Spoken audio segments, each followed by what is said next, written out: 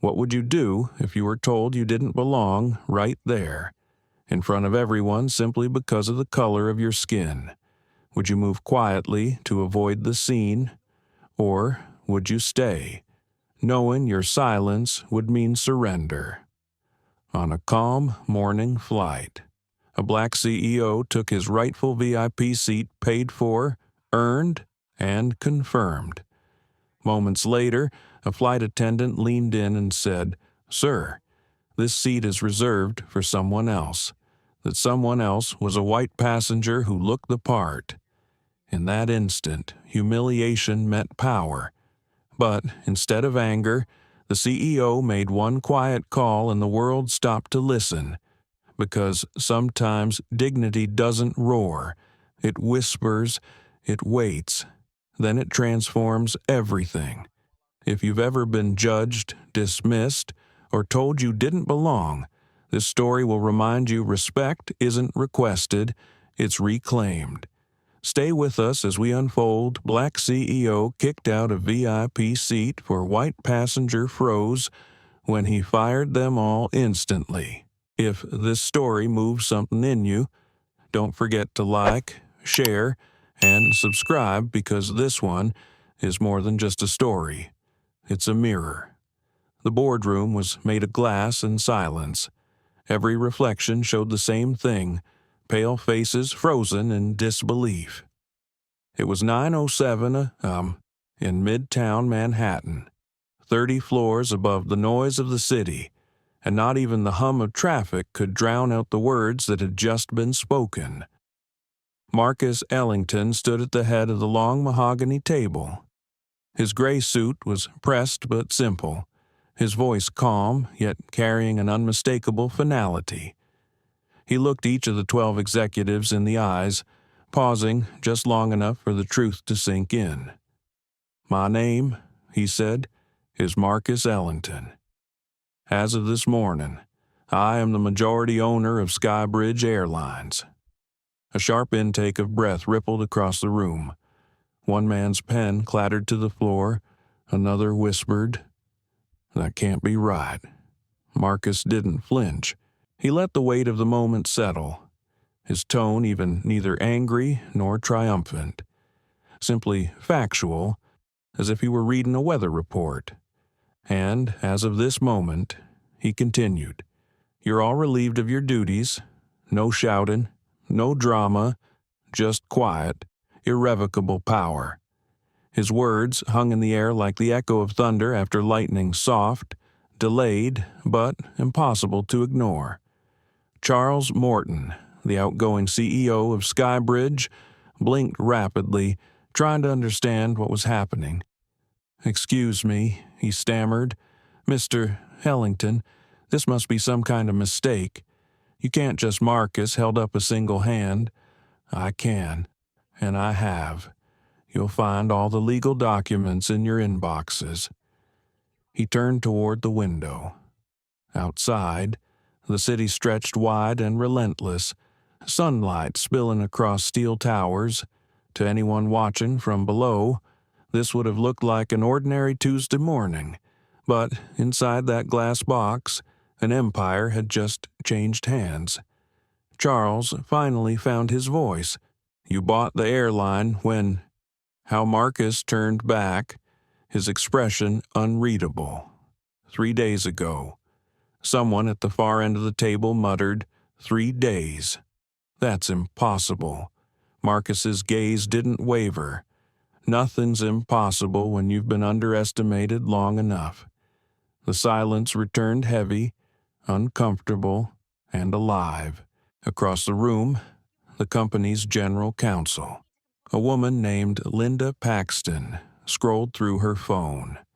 Her fingers trembled as she read the official transaction notice from the SEC. Her voice was barely audible. "It's true. He owns 52%. Another voice, deeper and nervous, asked, "But why? Why would you even?" Marcus's eyes softened, but his tone didn't. "Because 72 hours ago, one of your flight attendants decided that I didn't belong in first class." The room froze. He stepped closer to the table, his hand brushing the polished surface. "Because your staff decided that a black man in a hoodie must have bought the wrong seat. Because your security decided that removing me was easier than admitting bias." A few executives shifted in their seats. Charles tried again. "Mr. Ellington, if something inappropriate happened, we can investigate. There are procedures." Marcus's voice cut through the air like glass. "You had your procedures. I had mine." He looked around the room, not with vengeance, but with a clarity that came from pain processed long ago. "You see, when you've lived enough years being told you don't belong, you learn two things. One, silence is expensive. Two, power is cheaper when no one expects you to have it." No one spoke, no one moved.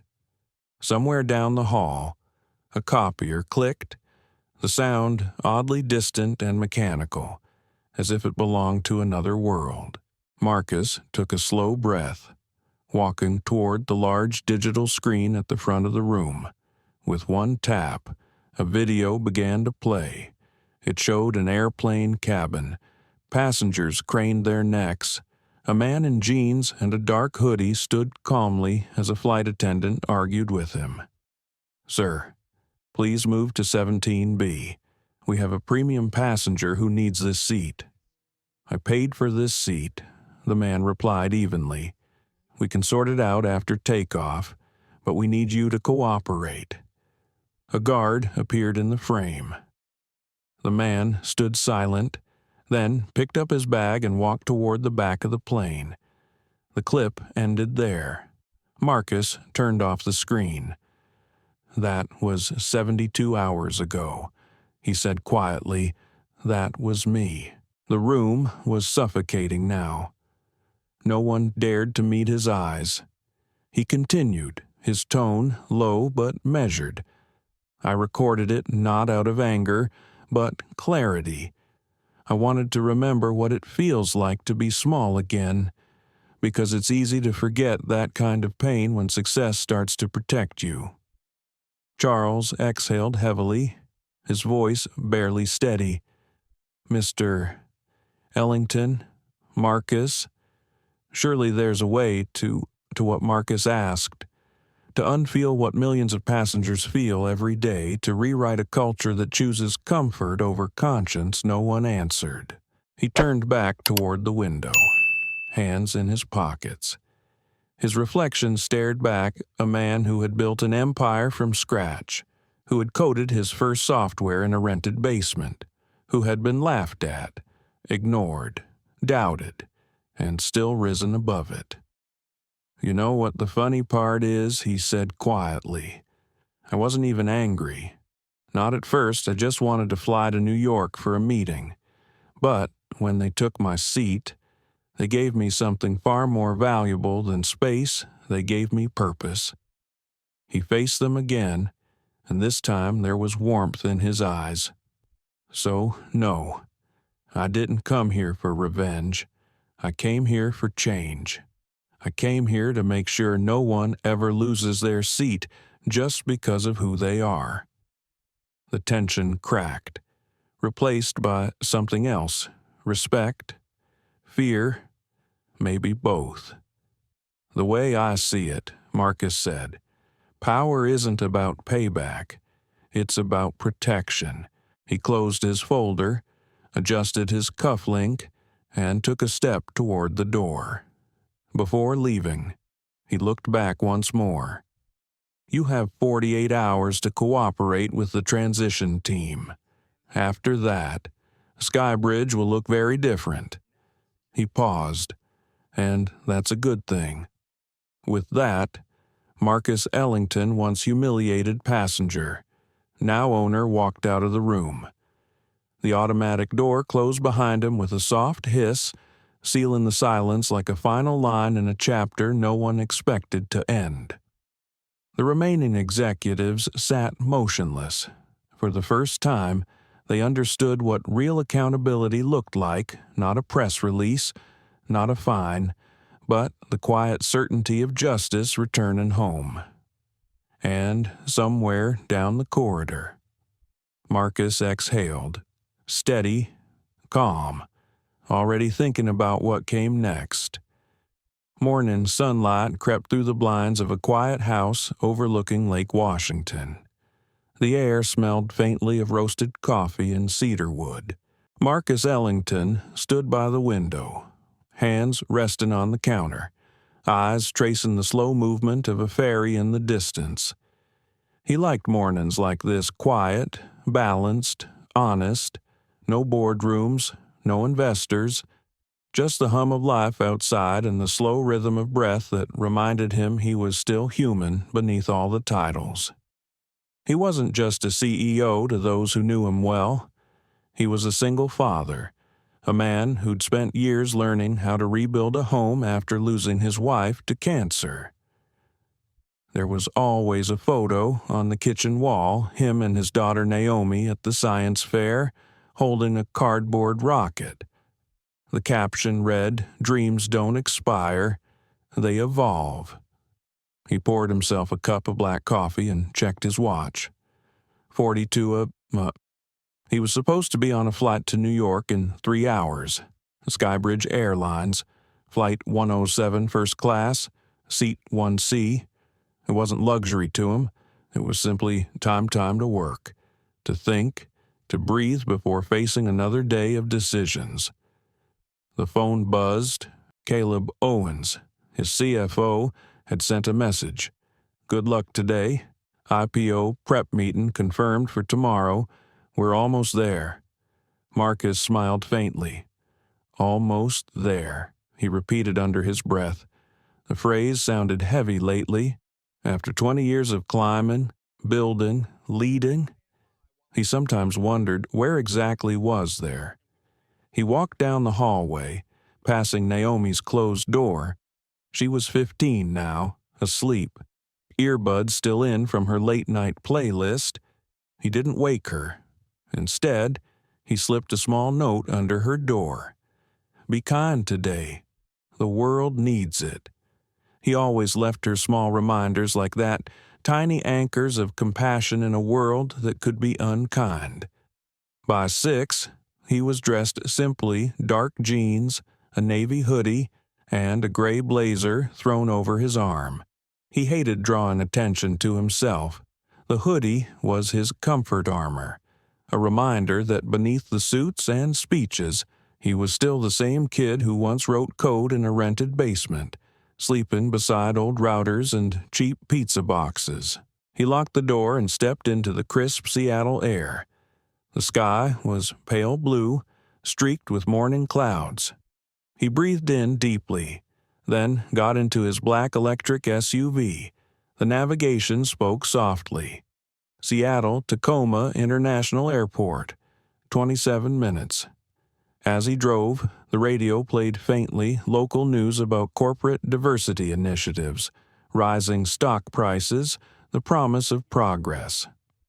Marcus couldn't help but think how slow that progress always seemed when you lived inside the problem. He parked near Terminal B, grabbed his carry-on, and walked toward the check-in area. The crowd was already forming business travelers in tailored suits, families juggling luggage, tired red-eye passengers clinging to coffee cups. He joined the line for priority check-in. Ahead of him stood a woman cradling a child. Behind him, a man tapping impatiently at his phone. The usual travel symphony polite smiles, rolling suitcases, the automated next passenger, please. When his turn came, he stepped up to the counter. The SkyBridge agent, a young woman named Tanya Smith, glanced up from her monitor. Her expression was neutral at first until her eyes scanned him, then flicked back to the screen. Something subtle shifted in her tone. "Good morning, sir," she said, polite but reserved. "Can I see your ID?" He handed it over without hesitation. "Of course, Marcus Ellington, Flight 107, New York." Her nails clicked on the keyboard. The computer beeped once, then twice. She frowned slightly. It says there's a payment verification issue with this ticket. Marcus tilted his head. That's odd. The ticket was purchased weeks ago. Yep, sir. But sometimes corporate cards flag these kinds of bookings, Tanya replied, forcing a smile that didn't reach her eyes. Do you have another form of ID? I just gave you one. The people behind him shifted, annoyed. Marcus could feel the small weight of their eyes. The air changed the subtle tension of someone being questioned in a space where no one else was. He stayed calm, voice measured. Is there a specific problem? Tanya glanced at the passenger behind him. A tall white man in a crisp blue suit with a SkyBridge loyalty pin on his lapel. Mr. Brooks, I can check you in now while we resolve this other issue, she said, skipping Marcus completely. William Brooks smiled warmly. Appreciate that. Tanya, always great service here. Marcus felt something cold rise in his chest.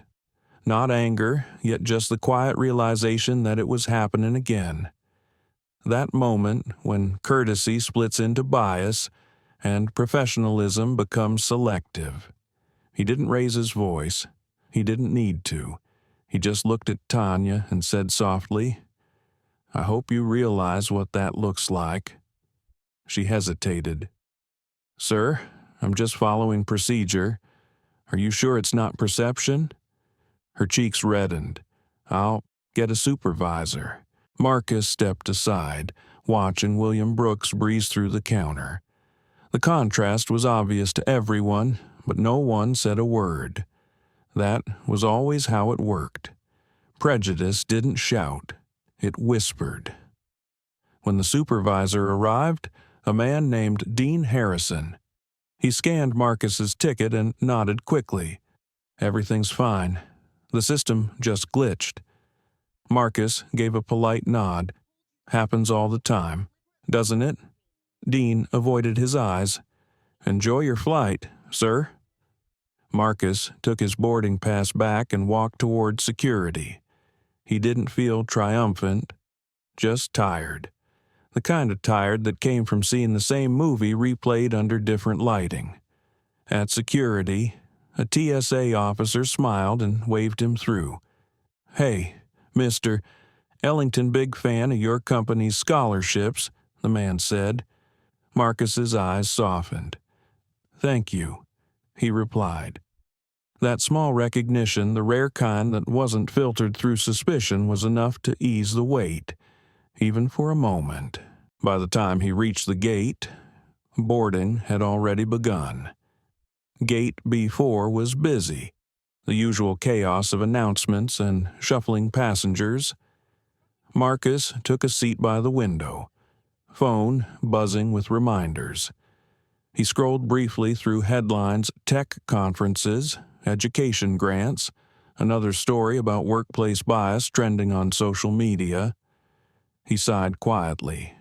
A flight attendant passed by, cheerful and hurried. We'll begin pre-boarding soon for our first-class passengers, she said. Marcus smiled, holding up his pass. That's me. She smiled back. We'll make sure you're comfortable, sir. Her kindness was small, but it mattered. People often underestimated how much small gestures could balance a world full of small harms. When the call came, he boarded early.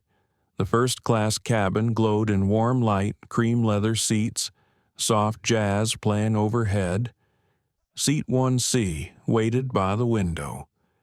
He placed his bag in the overhead bin, settled into the seat, and exhaled deeply. The hum of the engines was soothing.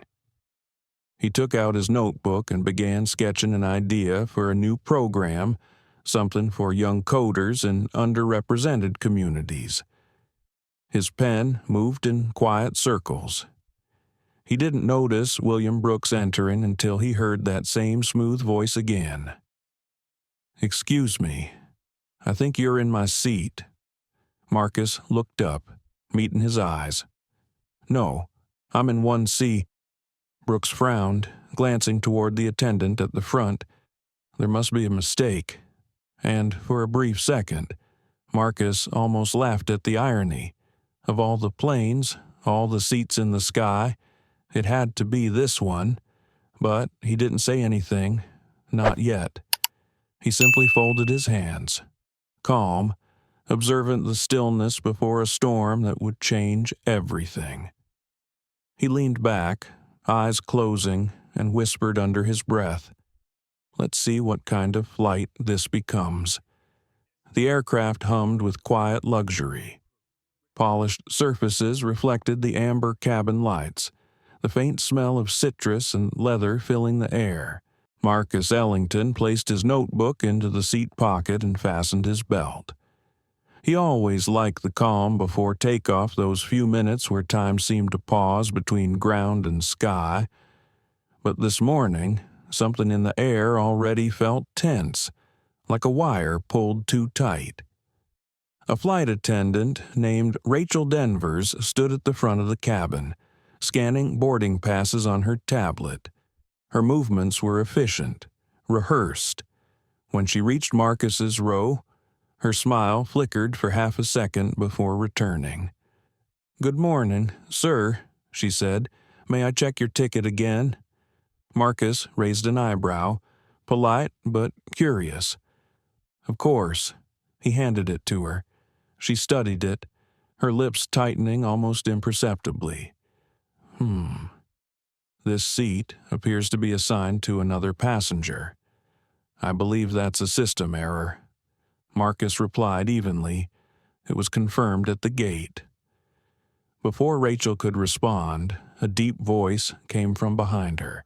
"Excuse me," said William Brooks, adjusting the cuffs of his blue suit. "That's actually my seat, 1C. Rachel turned quickly toward him, relief washing over her face like she'd found the answer she wanted. "Yes, Mr. Brooks, one moment, please." Then she faced Marcus again. "Sir, if you wouldn't mind, could you let us resolve this? Maybe step aside while we check Marcus didn't move? I'd rather not. I've already settled in." Rachel's professional smile grew tight around the edges. "Sir, please, we just need to verify. It'll take a minute." He leaned back slightly, voice calm. "I understand, but unless you find another policy that allows you to reassign a confirmed first-class seat mid-boarding, I'll stay right here." A few passengers turned to look. Someone in 2A whispered. A woman in 1D frowned as if she could sense where this was heading. The air between them thickened, not loud, not chaotic, just quietly uncomfortable. Rachel shifted her weight, lowering her voice. "Sir, please don't make this difficult." Marcus looked at her, steady. "I'm not the one making it difficult." At that moment, another attendant, a younger woman named Ellie, approached, holding a tablet. "Rachel," she said softly, "the system shows 1C under Mr. Ellington's name." "It's cleared," Rachel frowned, tapping the screen. "That can't be right. Mr. Brooks is Platinum Elite. He always books 1C. Ellie hesitated, glancing between them. "It's definitely his seat." William Brooks gave a half laugh, the kind of laugh that didn't sound like humor. Well, maybe he used points wrong or something. Marcus said nothing. He could feel the unspoken assumptions floating in the space between them. Status, worth, belonging. The same silent metrics that had followed him through every boardroom, every elevator, every moment he'd had to prove he deserved to be exactly where he stood. Rachel gestured toward the aisle. "Sir, I'm going to ask you again to move. There's an available seat in 17B, and we'll sort this out later." Marcus's voice didn't rise. It dropped, low and steady. "Ms. Denvers, I paid for this seat. I am sitting in the correct place. You're asking me to move because it's easier to question me than to question your system." Rachel's jaw tightened. "Security will have to get involved if you refuse." The cabin went silent. Even the jazz stopped playing as if the music itself didn't want to intrude. From the back, Ellie whispered, "Rachel. Maybe we should double-check first," but Rachel had already pressed the intercom button. "Captain, we need assistance in the first-class cabin." Within minutes, a uniformed security officer entered. Calm, but authoritative. "What seems to be the issue here?" Rachel pointed. "This gentleman refuses to move from a seat that's not his." The officer turned to Marcus. Sir Marcus met his gaze. "The ticket and ID are in order. The error isn't mine." The officer took both documents, scanned them on his device, and frowned. "Everything checks out, Ms. Denvers." Rachel blinked. "That's strange. There must have been a system duplication." The officer handed the documents back to Marcus and gave a small nod. "You're fine to stay seated, sir." Marcus thanked him quietly. He thought that would be the end of it. But then William Brooks leaned closer, voice dripping with condescension. "You know, some of us actually pay full fare for these seats." Marcus turned his head slowly. "And some of us build the companies that design the software keeping your bank's servers online." Brooks blinked, color draining slightly from his face. He opened his mouth, then shut it again. The nearby passengers fell utterly silent. Rachel's professional tone returned, brittle and cold. "Fine. Enjoy your flight, Mr. Ellington."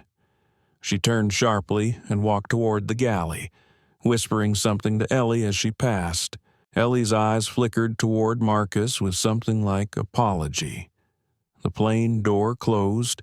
The safety briefing began. Marcus stared out the window, jaw set, watching the tarmac lights flicker. His heartbeat was calm, but his thoughts churned. He had learned long ago to separate emotion from action, to store the hurt somewhere private. Somewhere it could grow into strategy. The engines roared to life. The plane began to move. Marcus closed his eyes briefly, letting the vibration of the takeoff steady his thoughts. Half an hour into the flight, Rachel reappeared, placing a drink on his tray. "Complimentary wine," she said curtly. "No, thank you." She lingered a moment. "You know, most people would have just switched seats and avoided the scene." Marcus's eyes met hers. "Most people don't pay for lessons in humility disguised as customer service."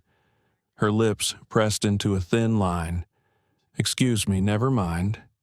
He looked back at the window. "Have a good flight." Rachel walked away, muttering something under her breath. Across the aisle, a woman with silver hair leaned forward. "Don't let it bother you, honey," she whispered. "Some people see color before they see character." Marcus smiled softly. "Thank you. Ma'am, I've been flying this airline for 30 years, she continued. "They don't change unless someone makes them." He nodded slowly. "Maybe it's time they do." The rest of the flight was quiet. Marcus spent the next hour answering emails, sketching notes in his journal.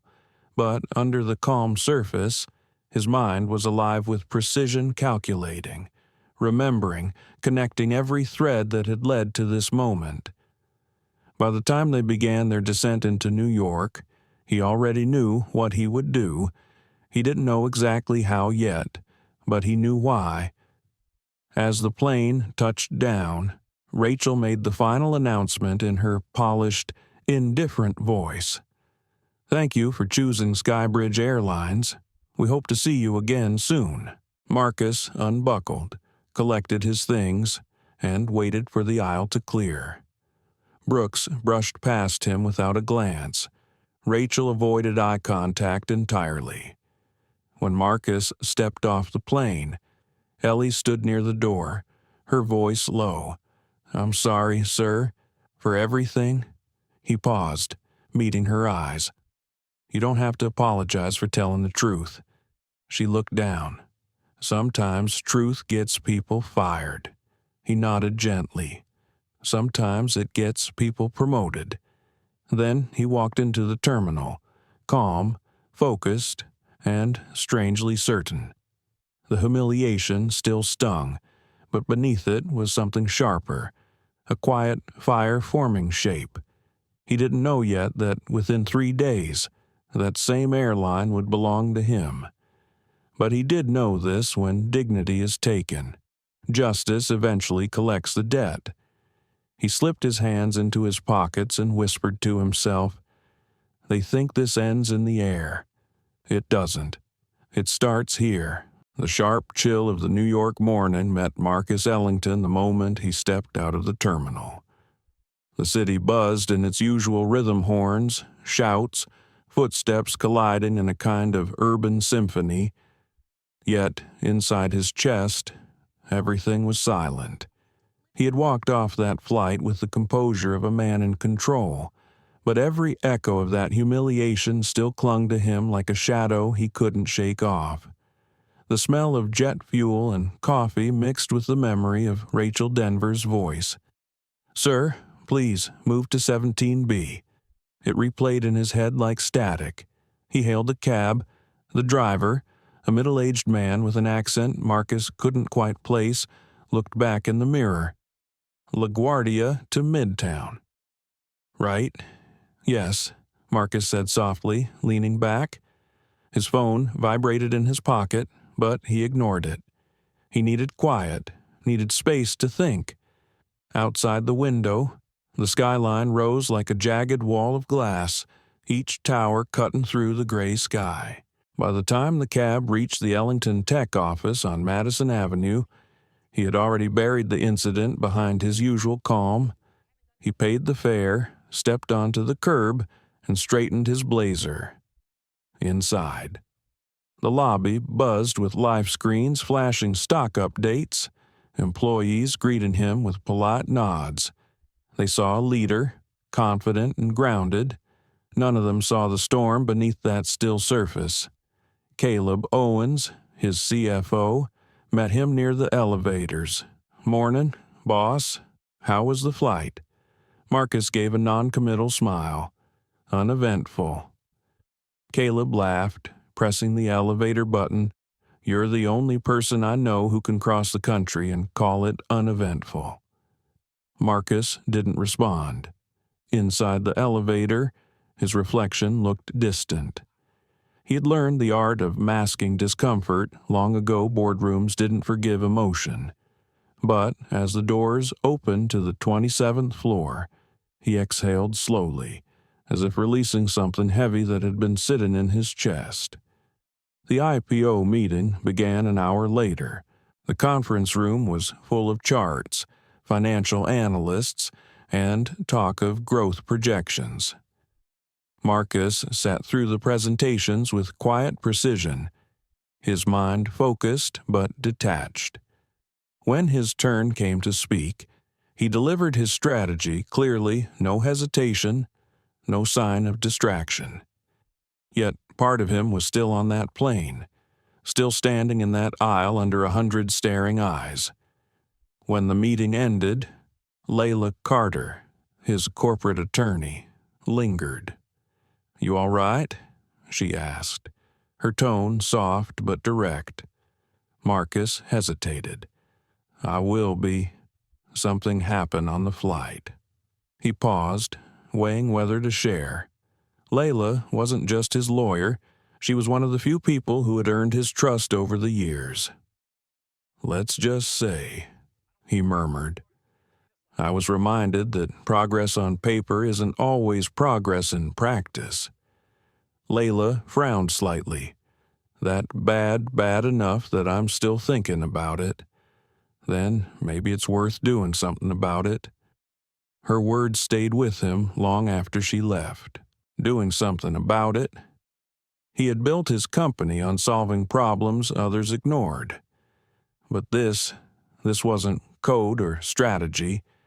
This was the invisible kind of battle, the kind you couldn't fix with logic alone.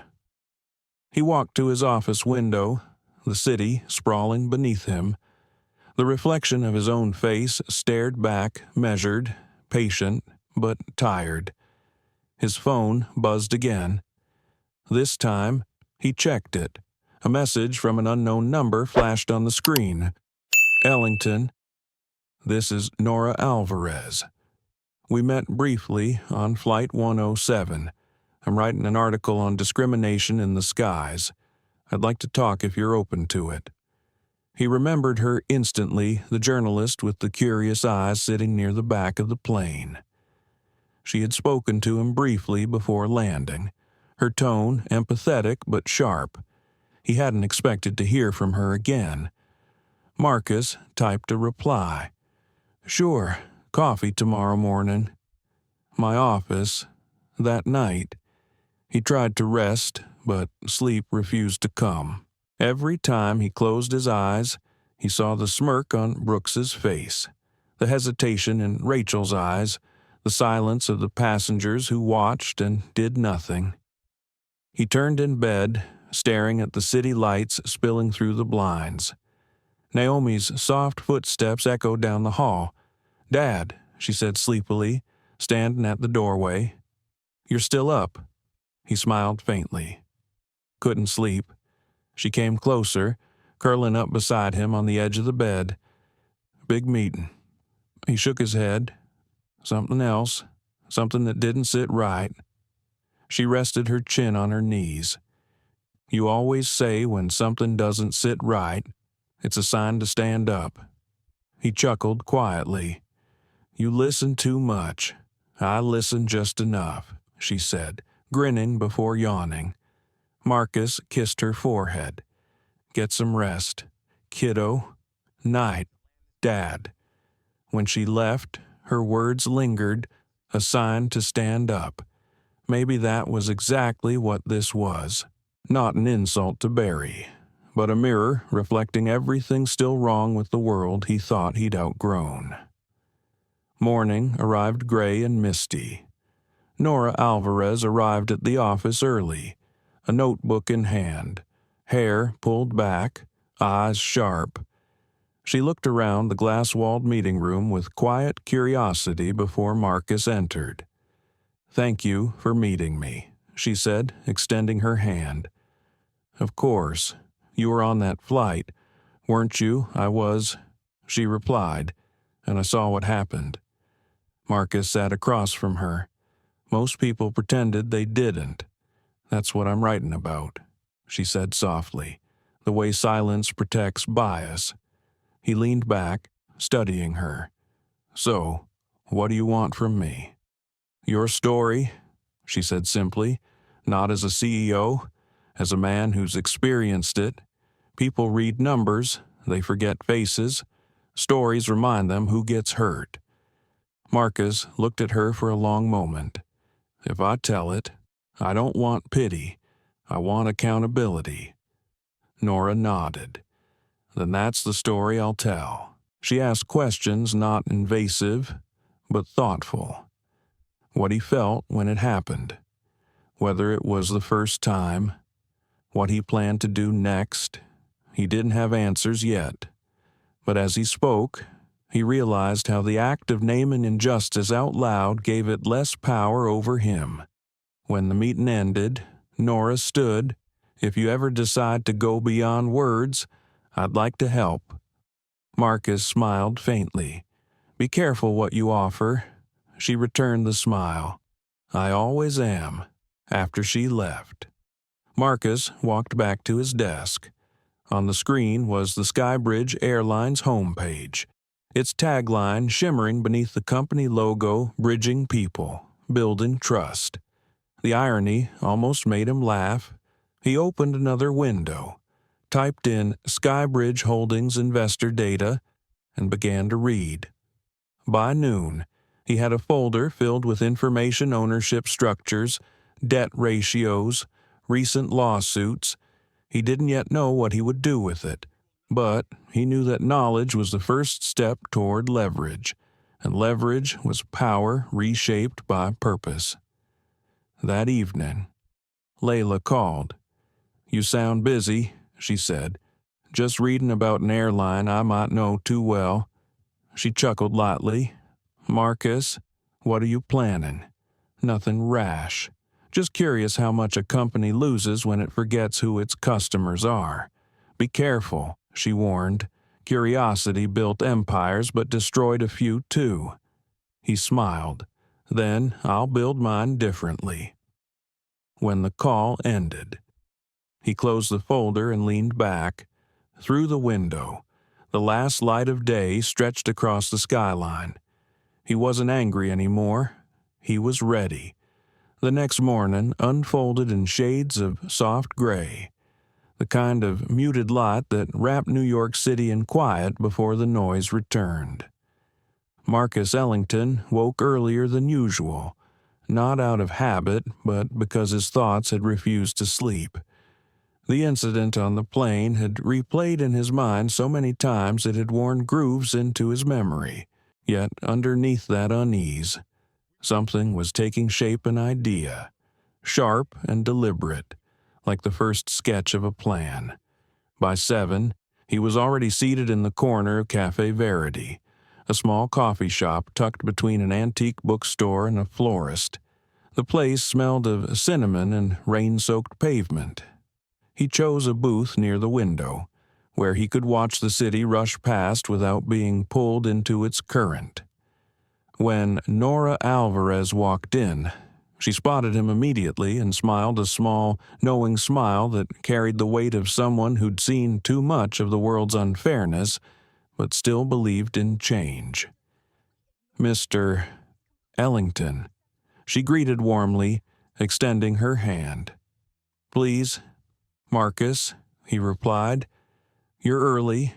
Journalists don't sleep when a good story finds them." He chuckled softly. "Then let's make sure this one matters." They ordered coffee and talked quietly, the clinking of cups forming a steady rhythm beneath their words. Nora asked careful questions, not the kind that pry, but the kind that uncover truth layer by layer. She wanted to understand what had happened on Flight 107, but more importantly, why it mattered beyond one man's humiliation. "When people hear stories like this," she said, "they often ask why it's such a big deal. They don't see the pattern. They see an incident. But this isn't just about one bad employee, is it?" Marcus stirred his coffee, eyes thoughtful. "No. It's about how systems learn to look away.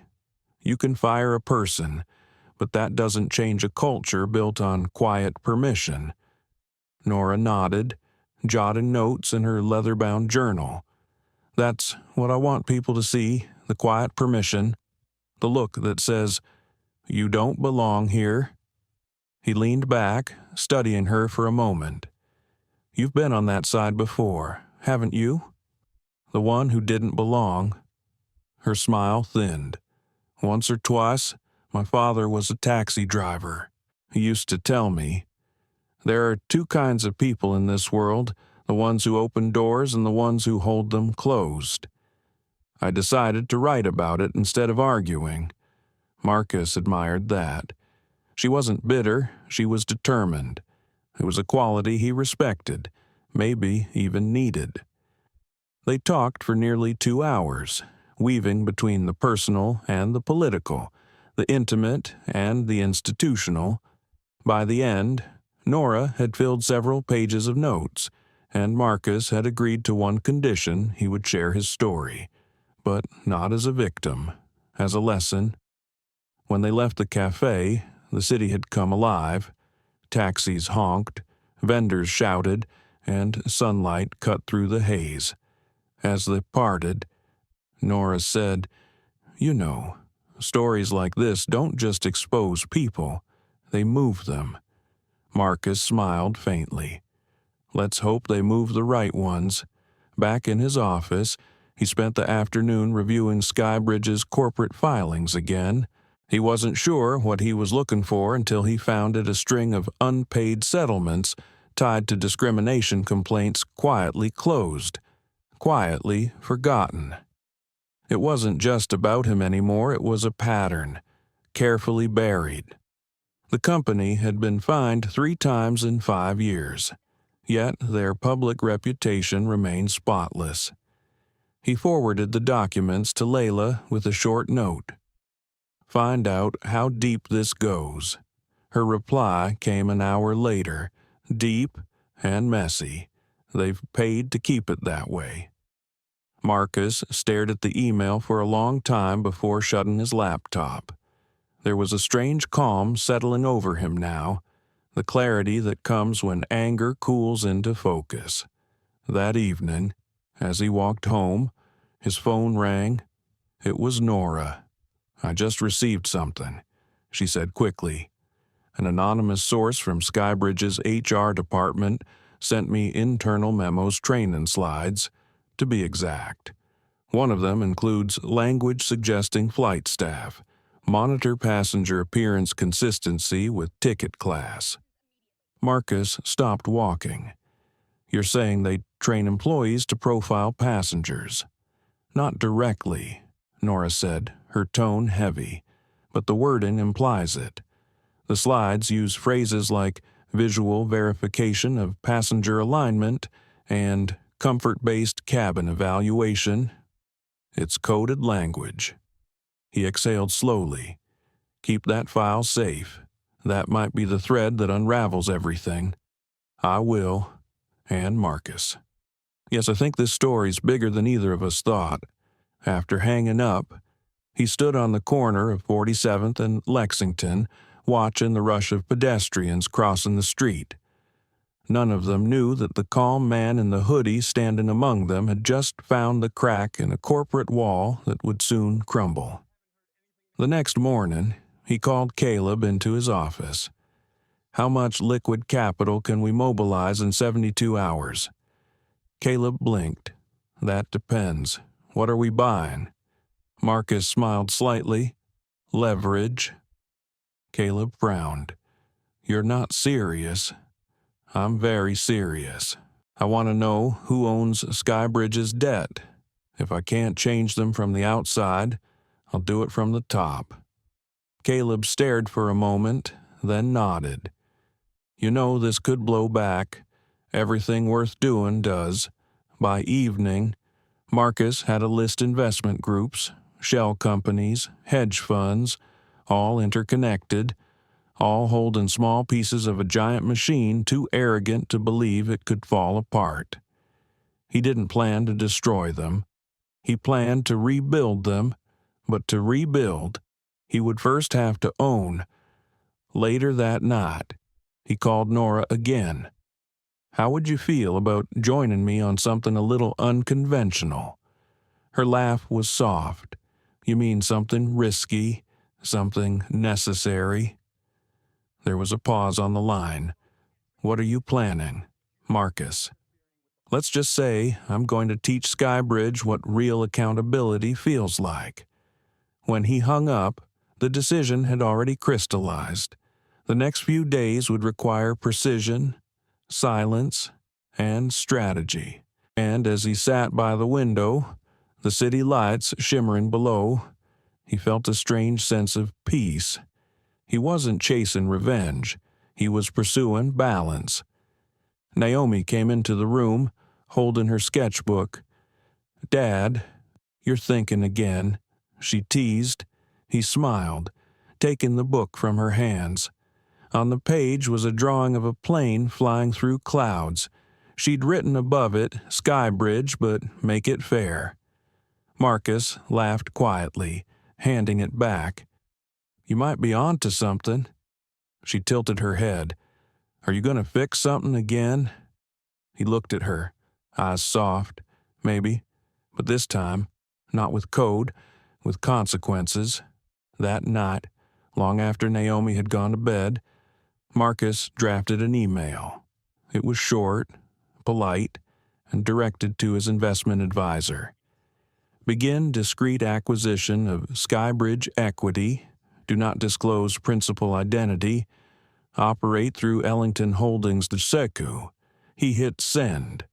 Then he closed his laptop and whispered into the quiet room. Let's build something worth belonging to. Outside, thunder rolled distantly over the city, soft and low, like a drumbeat announcing change.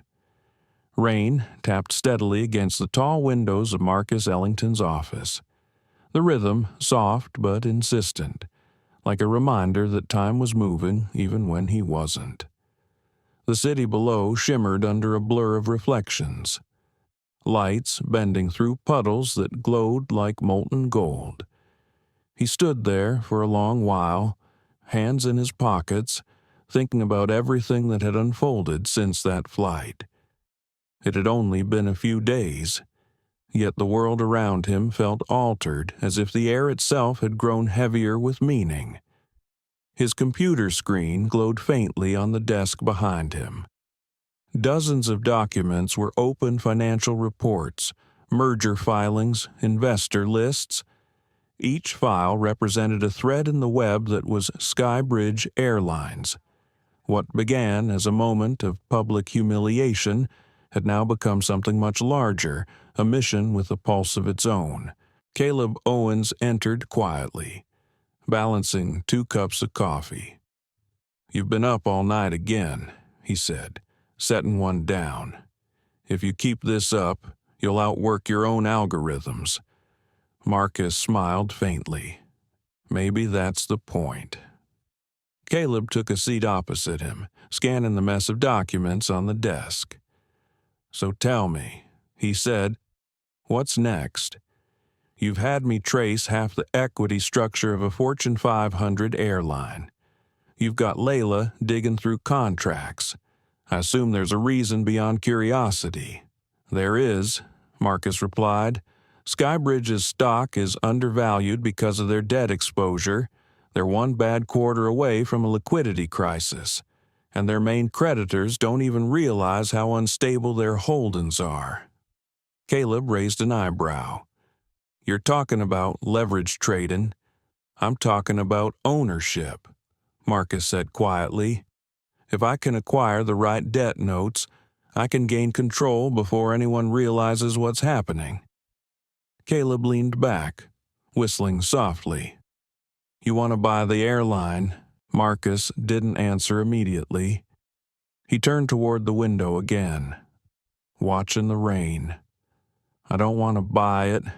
I want to transform it, but first, I have to own it." Layla Carter walked in just then, her umbrella dripping onto the marble floor. "You two sound like you're plotting a coup," she said dryly, hanging her coat. "Something like that," Caleb muttered. Layla crossed her arms. "Marcus, before we even entertain this, we need to talk logistics. This isn't a tech startup. You're talking about aviation, government oversight, federal transport regulations, the works." "I know," Marcus said, "but systems are systems, and systems, no matter how large, depend on the same thing, belief.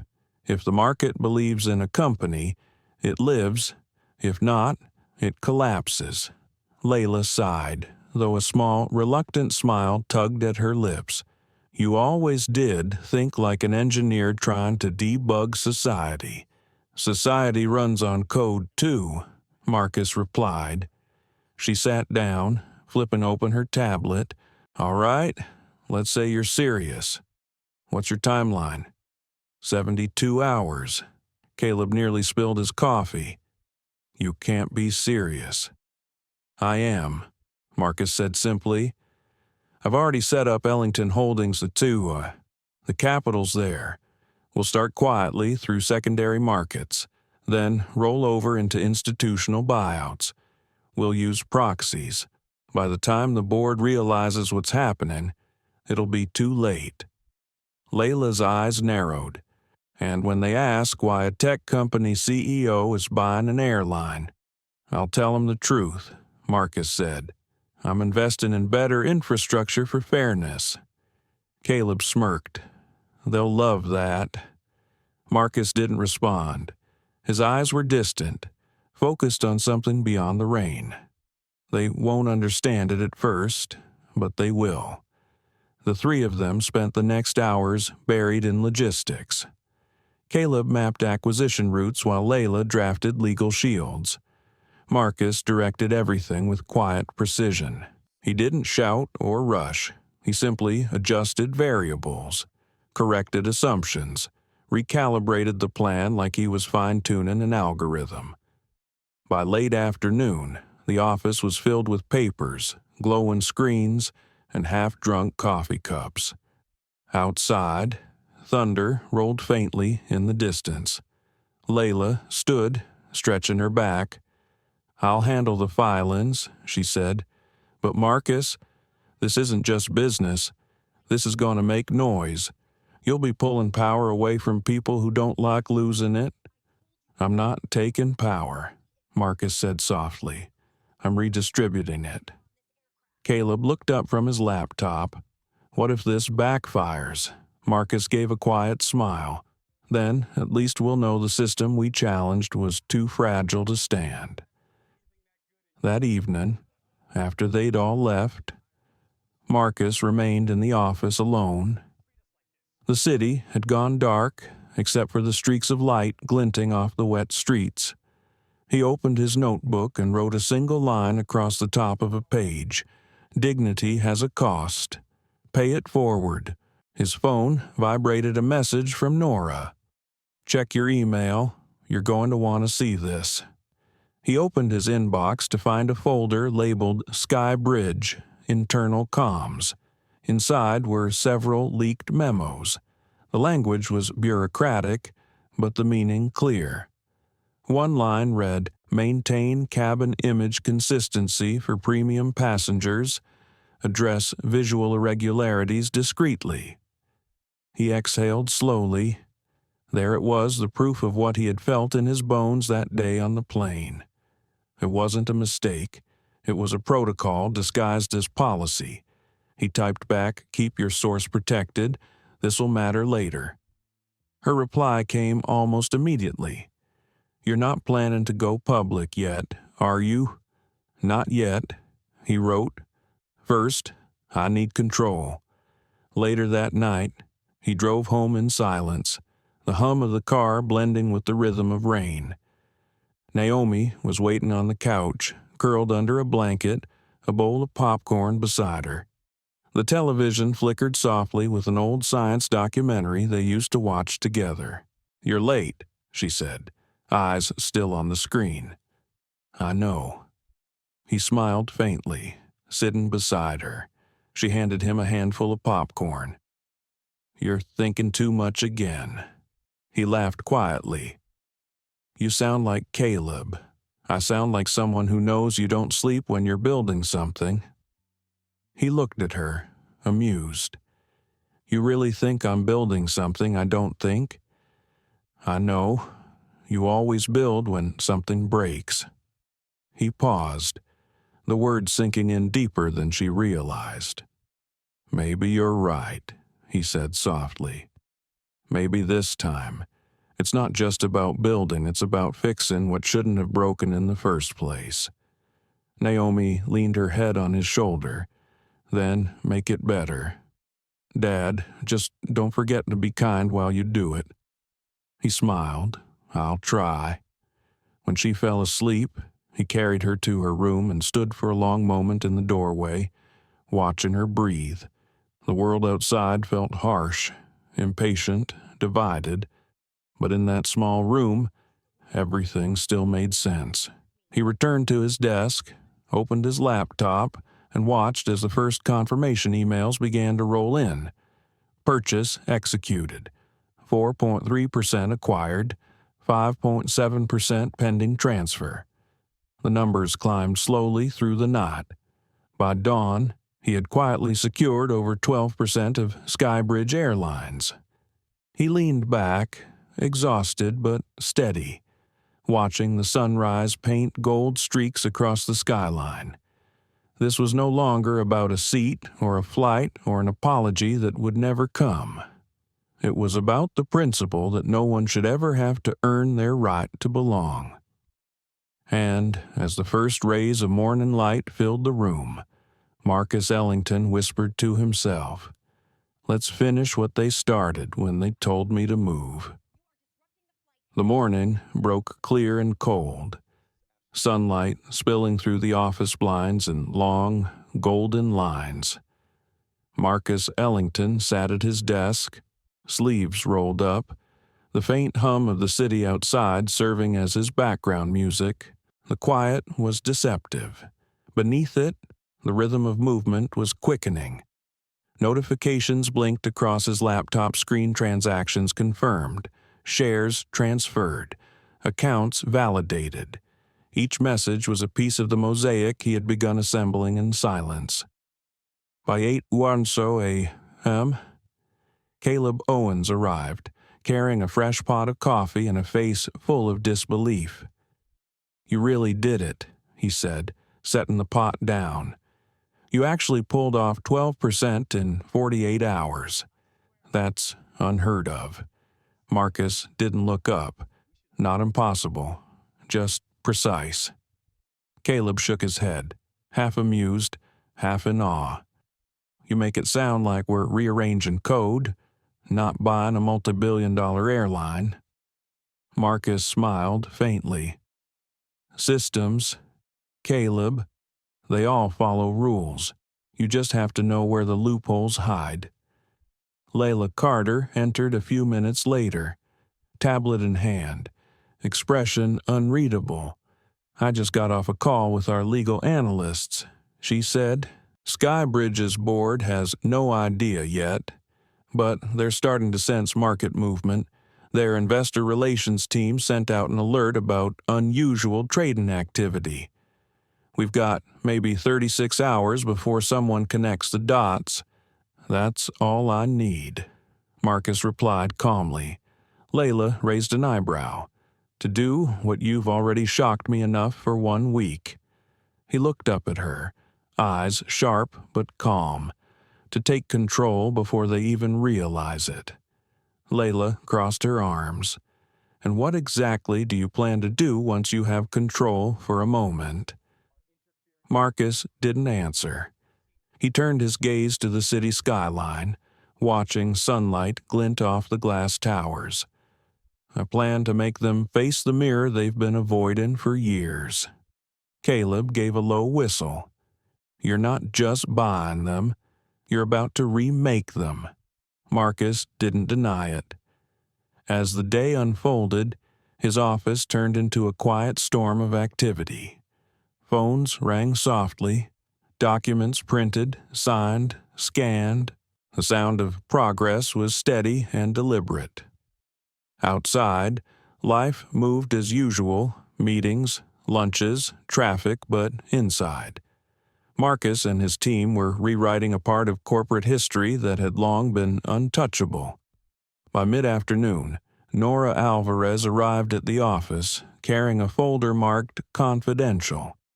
She looked different today, focused, fierce, her journalist's composure mixed with something personal. "I brought something," she said, placing the folder on Marcus's desk. He gestured for her to sit. "What am I looking at? Employee testimonies," she said. "Whistleblowers, 4 of them, flight attendants, gate agents, even a pilot. They talk about internal pressure to screen passenger image consistency. Some were told their bonuses depended on cabin presentation metrics." Caleb exhaled. "That's corporate code for profiling." Nora nodded grimly. "It's systemic. And worse, they've been paying settlements quietly through shell accounts labeled as operational incidents. I've traced 6 so far." Marcus flipped through the pages. Each one told a story, and each story was familiar people singled out, humiliated, dismissed all for the comfort of others. He looked up, voice low. How solid is this? Rock solid, Nora said. If this goes public, SkyBridge will crumble. Layla spoke up. If we release it now, yes, but that's not Marcus's goal. Nora frowned. Then, what is his goal? Marcus closed the folder and leaned forward. To fix the rot, not burn the house down.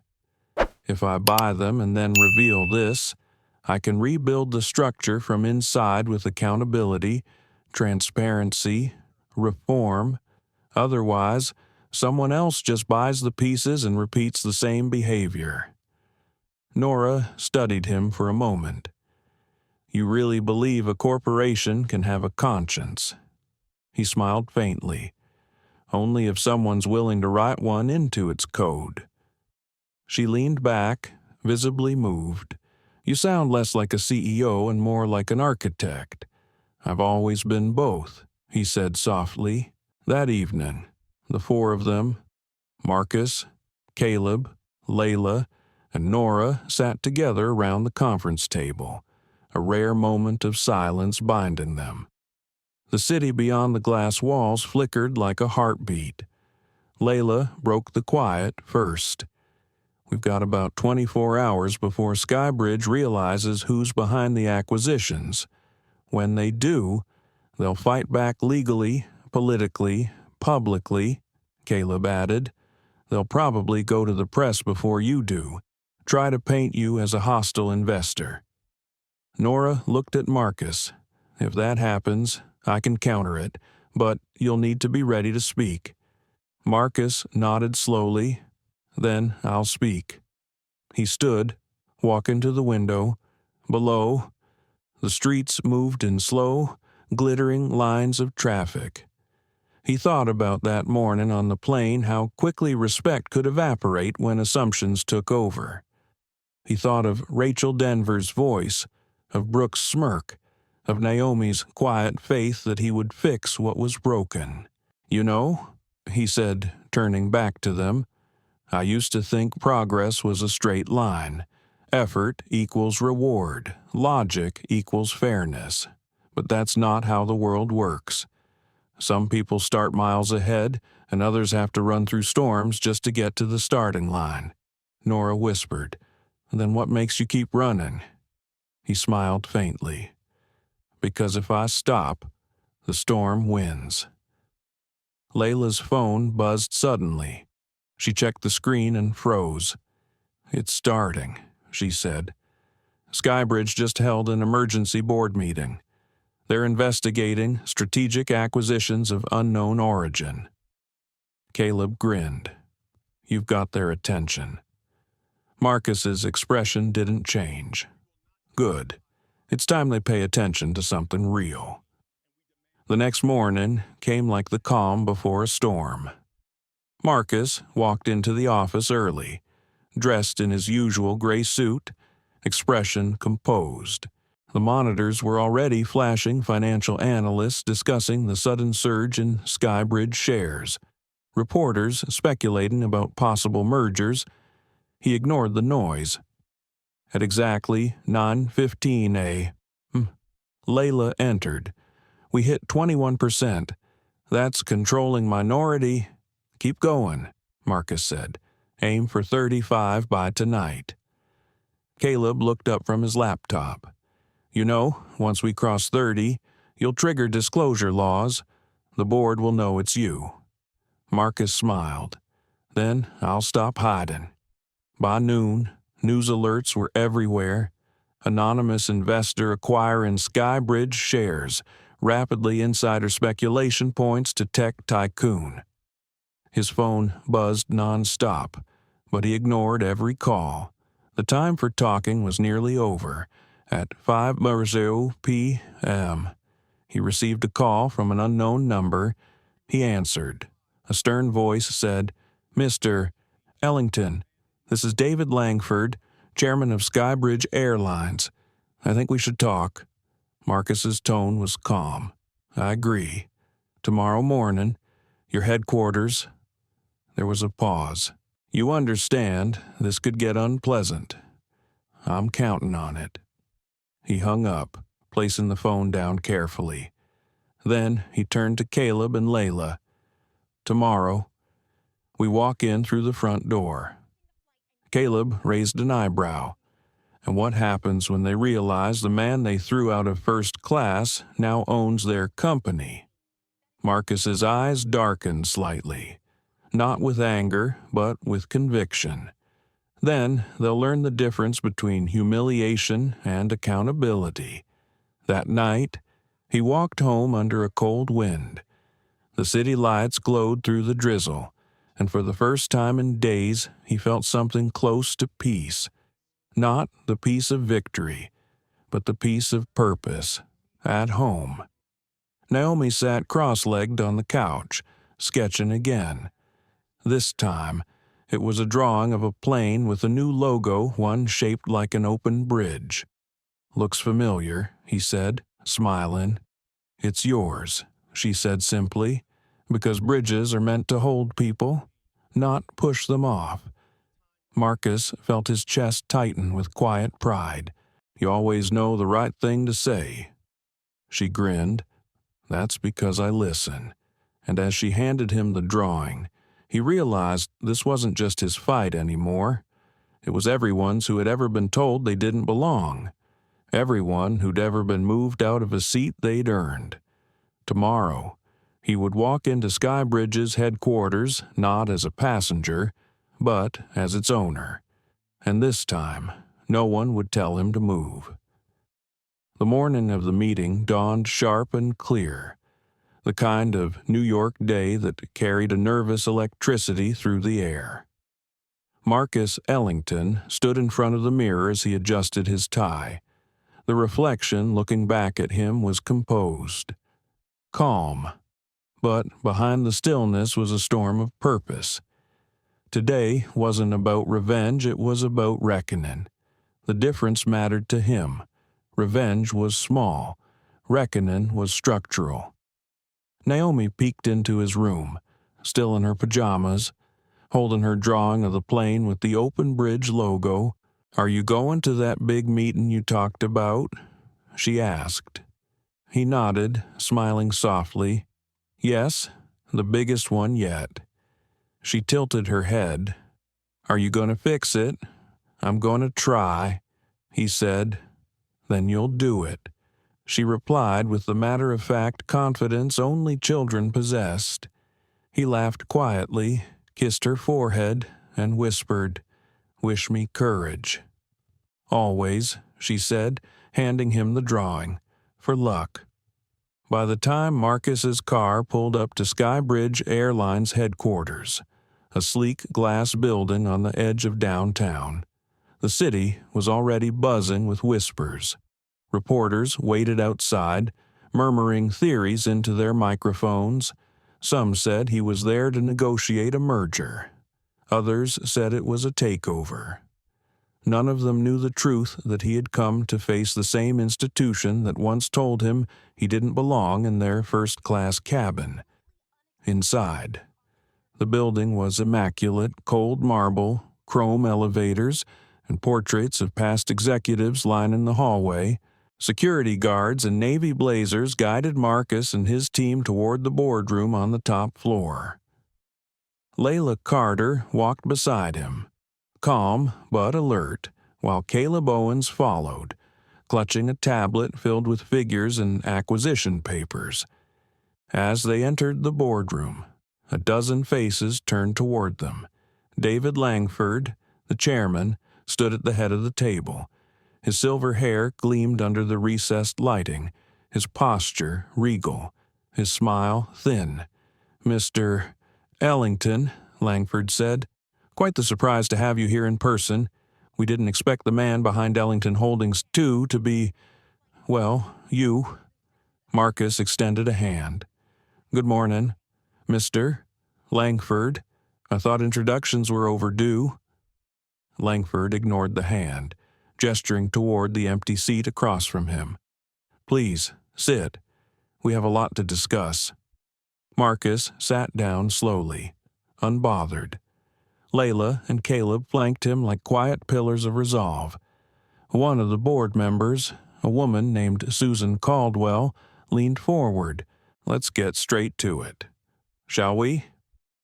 You've acquired over 33% of SkyBridge stock in under a week. That's an aggressive move by any standard. What exactly are your intentions? Marcus met her gaze evenly. To reform the company from within. Not dismantle it, revive it. Langford gave a low chuckle. Revive it. That's a poetic way to describe a hostile takeover. This isn't hostile, Marcus said softly. Hostility is what I experienced in one of your first-class cabins not long ago. This is correction. A murmur rippled through the room. Langford's expression tightened. I assume you're referring to that alleged incident the press has been whispering about? There's nothing alleged about it. Marcus replied. His voice was calm, almost gentle. Your staff profiled me, humiliated me in front of other passengers, and attempted to remove me from a seat I paid for. The system you've built allowed that to happen not by accident, but by design. Langford's tone hardened. Mr. Ellington, SkyBridge serves over 40 million passengers a year. We can't control every minor misunderstanding that occurs on a flight. Layla leaned forward, sliding a folder across the table. Then you'll want to read this. These are internal training documents your company distributed. They include phrases like visual alignment with cabin standards. You might call them misunderstandings, but the law calls them systemic discrimination. Langford hesitated for a fraction of a second before regaining his composure. Those documents are taken out of context. Context, Marcus repeated quietly, is exactly the problem. The context you built allows people like me to be questioned before we're even greeted. I didn't come here for an apology. I came to ensure this never happens again to anyone. Another board member spoke, voice cautious. And you believe you can do that by taking over a legacy company like SkyBridge? I don't just believe it, Marcus said. I'm already doing it. Caleb tapped his tablet, and the large screen on the wall flickered to life. Charts and graphs appeared, ownership breakdowns, financial forecasts, restructuring plans. As of 8:00 this morning, Caleb said, Ellington Holdings II holds 37.6% of SkyBridge equity. Add in the shares pledged by our strategic partners, and that number exceeds 51%. Gasps filled the room. Langford's eyes widened slightly. That's impossible. Marcus leaned forward, folding his hands. It's math. For a long moment, silence stretched between them. Then Langford spoke again, his voice quieter, tinged with something almost like disbelief. So what now? You plan to fire us all? Marcus considered the question. No. Only those who built their careers on bias and silence. The rest we rebuild together. Susan Caldwell frowned. You're talking about rewriting decades of corporate culture overnight. Marcus nodded slowly. Then it's long overdue. Langford pushed back his chair. Standing. You can't just waltz in here and claim moral superiority. Mr. Ellington, you're a tech CEO, not a social engineer. You don't understand the complexities of this industry. Marcus rose too, matching his height, but not his tone. I understand what happens when industries forget their humanity. He looked around the room, meeting every gaze. You built bridges for commerce, not people. I intend to fix that. For a moment, the tension in the room was palpable.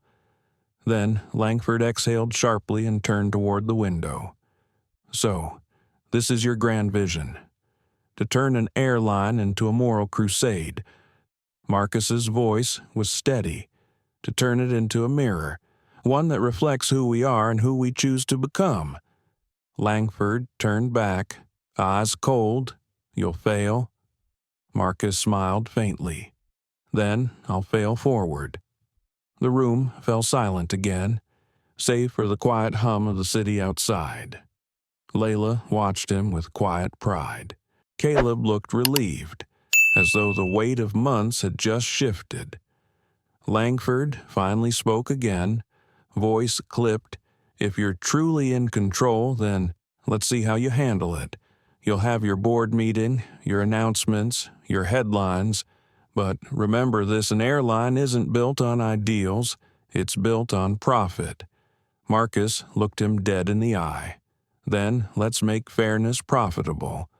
As they left the building, the cameras waiting outside exploded in flashes.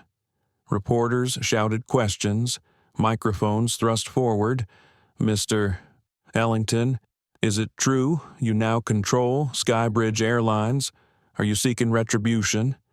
What will happen to the current leadership? Marcus paused at the top of the steps, sunlight catching his face. I'm not here for retribution, he said, his voice carrying over the crowd. I'm here for reform. For everyone who's ever been told they didn't belong. This is your seat now, and it's not going anywhere. The crowd erupted in questions, but he didn't linger. He turned and walked toward the car, calm and certain. Layla and Caleb beside him. In the reflection of the glass doors, he caught a glimpse of his own face, not triumphant, but resolute. That evening, Nora called him.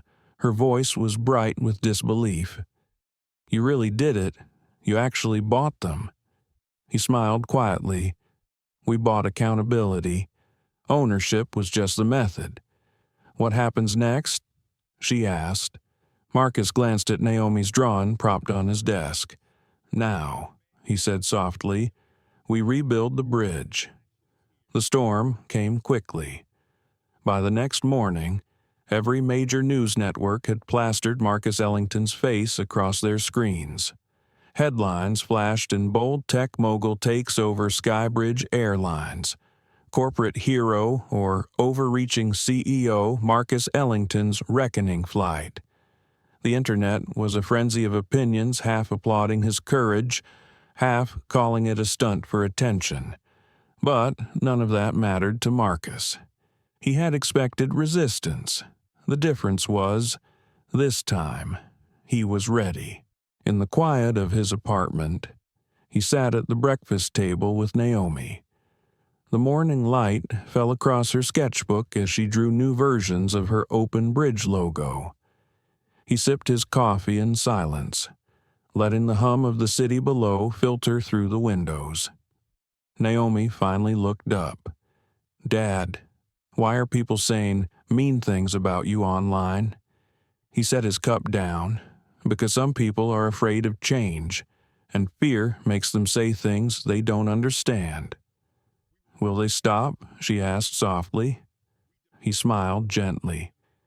Eventually, when they see that what we're building is better. She nodded, then returned to her drawing. You'll make them see. Her faith steadied him more than she could ever know. Later that morning, Marcus arrived at SkyBridge headquarters for the emergency shareholder meeting. The lobby was crowded with reporters again, their cameras flashing like lightning. He ignored the noise and walked through with quiet composure. Upstairs, the boardroom was tense. David Langford was already there, flanked by legal advisors. Susan Caldwell sat near the end of the table, arms folded, watching him closely. Langford wasted no time. You've caused quite a media circus. Mr. Ellington, our investors are panicking. Stock volatility is through the roof. Marcus set down his briefcase and met Langford's glare. Markets adjust. Cultures change slower. But one must come before the other. Spare us the philosophy. Langford snapped. You've humiliated this company. Do you realize how many clients are threatening to pull their contracts? Layla Carter, seated beside Marcus, answered before he could. What they're threatening to pull are contracts built on a facade of fairness. If they're leaving, it's because the mirror finally showed them something they didn't like. Langford's face flushed. You're turning this company into a political platform. Marcus leaned forward slightly. No, I'm turning it into a moral one. There's a difference. Susan Caldwell interjected calmly. What exactly do you propose? Marcus, you've taken control, but you haven't outlined your vision yet. We can't run on rhetoric. He nodded. Fair question. He clicked the remote, and the screen behind him lit up with a presentation titled The Bridge Initiative. The plan is simple, he began. We restructure SkyBridge's culture from the inside out. Mandatory bias and empathy training for all staff. Real-time accountability systems, body cams for onboard service disputes. Independent ethics teams to review passenger complaints. Every employee will have a performance metric tied not only to efficiency, but to dignity. A murmur spread through the room. Langford scoffed. Body cams, accountability teams. What are you trying to do? Turn flight attendants into police? No, Marcus replied evenly. I'm turning them into professionals accountable to the same standards they expect from passengers. Fairness works both ways. Layla added. There will also be an anonymous reporting portal for employees who witness misconduct, and every bias claim will be logged, not buried. Caldwell frowned. And what's the cost of all this? Marcus smiled faintly. Less than the cost of another lawsuit, or another life humiliated at 30,000 feet. Langford slammed his pen down. This isn't sustainable. You can't moralize a company into profit. Marcus met his eyes. Watch me. The boardroom fell silent. By afternoon, the markets began to swing wildly. News anchors dissected his every word. Investors speculated about his next move, and social media divided into camps. Some called him a visionary, others a tyrant. But the story kept spreading, and for Marcus, that was enough. Visibility was the first step toward change. That evening, he met Nora Alvarez in a quiet bar on the Lower East Side. The place was dimly lit, the air heavy with the smell of whiskey and rain. She sat at the corner table, laptop open, fingers tapping furiously across the keys. I've been waiting for this all day, she said as he sat down. You've basically rewritten the playbook for corporate accountability. He chuckled softly. That's one way to put it. Do you realize how much backlash you're getting from the old guard, she said, her tone half admiration, half warning. Executives across industries are calling you dangerous. He leaned back. Then I'm doing something right. Nora studied him. You're calm, too calm. Most people would be panicking right now. I've lived through storms before, Marcus said quietly. The trick isn't avoiding the rain. It's learning how to build in it. She smiled. That's going in the article. He laughed softly. Of course it is. As they talked, Nora's phone buzzed. She glanced at the screen, then frowned. You might want to see this. She turned the phone toward him. A leaked email was circulating online, an internal message from a SkyBridge executive blaming Marcus for sabotaging shareholder value and threatening to sue. Marcus read it slowly. Langford, he murmured. Can you prove it's him? Nora asked. Layla's text popped up on his phone seconds later. We can trace it. It's his signature timestamp. Marcus looked up at Nora. "Proof enough. Are you going to expose him?" she asked. He hesitated. "Not yet. Let him show his hand fully." The next morning, SkyBridge stock dipped 12%. Panic rippled through the press. Langford seized the moment, holding a press conference of his own. Standing before cameras, he accused Marcus of reckless governance and turning corporate responsibility into theater. Marcus watched the broadcast from his office, silent. When it ended, Layla looked at him. "He's baiting you. I know. Are you going to respond?" "Yes," Marcus said, standing, but not with words. He walked to the window overlooking the city. "Prepare the documents. Tomorrow, we announce a full audit, every department, every dollar, every executive decision for the last 5 years. Transparency starts today." Layla nodded. "That's going to shake the whole industry." "Good," Marcus said quietly. "It's about time someone did." The audit announcement dropped like thunder. The following day, SkyBridge's internal files began surfacing financial irregularities, hidden settlements, unreported incidents of discrimination. Journalists pounced.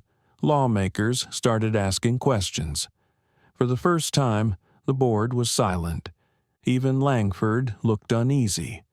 By nightfall, the story had gone global. Hashtags like #YarFlyFair and the Bridge Initiative trended across social platforms. Strangers shared their stories, people of color, single mothers, elderly passengers, all recalling moments of subtle or blatant bias they'd endured. Marcus read them quietly from his office, feeling the enormity of it settle over him. This was no longer his story alone. It was everyone's. Then his phone buzzed again. A message from Langford. "You think you've won, but you've only lit the fuse. Be ready for the fallout." Marcus stared at the screen for a long moment. Then he smiled. He replied with just 2 words, "I am." That night. The rain returned, soft but steady against the glass. Marcus sat by the window. Naomi's drawing framed on his desk. The bridge in her picture seemed to glow faintly under the lamplight. For the first time, he allowed himself to breathe not in victory, but in gratitude. He whispered into the quiet, "Every storm has a purpose." The following week felt like a drum roll that never stopped. The media couldn't look away. Investors couldn't predict a thing. And the old guard of SkyBridge Airlines was beginning to fracture under the pressure. The audit Marcus Ellington had ordered had unearthed far more than even he had expected: years of cover-ups, coded directives, and compensation packages used to silence employees who dared to speak out. Each revelation was another crack in the armor of a company once thought untouchable. Inside the top floor of SkyBridge's headquarters, the air felt tense, charged. Marcus sat at the long conference table, flanked by Layla Carter and Caleb Owens. Across from them, the remaining board members sat uneasily, papers spread out before them, avoiding his gaze. Layla broke the silence first. The independent auditors found 78 instances of concealed settlements tied to discrimination cases in the last decade. 78. That's not oversight, that's design. Marcus leaned forward slightly, his voice low but commanding. "And it ends today." Susan Caldwell cleared her throat softly. "You've made your point, Mr. Ellington. No one here is defending what happened. But we can't rebuild this company if we burn it to the ground in the process." He met her gaze evenly. "You can't rebuild anything without first clearing out the rot." David Langford's chair was empty, though his shadow still hung over every conversation. Since his resignation 2 days earlier, Rumors swirled that he was preparing legal action or even attempting to rally shareholders to reverse Marcus's control. But Marcus wasn't worried. The truth was a weight even Langford couldn't lift.